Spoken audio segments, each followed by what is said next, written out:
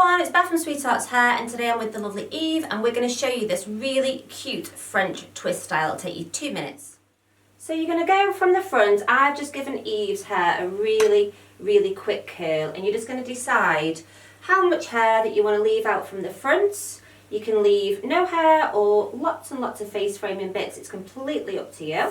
So I'm just adding a little bit of texture spray. It just adds a bit of grip. You could use a bit of powder if you wanted to, or even dry shampoo, just to help with grip, not too much. So we don't want this style to be too perfect. So all I'm going to do is just run my fingers through. You can do this on yourself.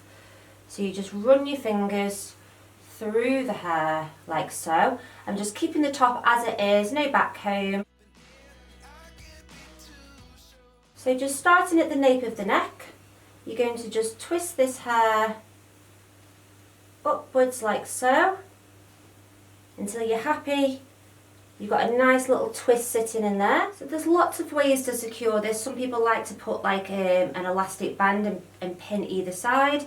I have done it that way, or you can literally just get a long grip like so and just go straight down the centre of that hair. And then you just come to the front and just shape that how you want to see it from the front. And again, you don't need to think about this too much. You're just going to take your pins and just pin that hair into place.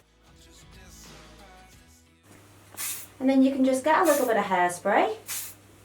Just make sure there's no flyaways. So that is the style finished. As you can see, it literally took 2 minutes to do, about 6 hairpins, and you're done. I think it looks really cute. Let me know in the comments.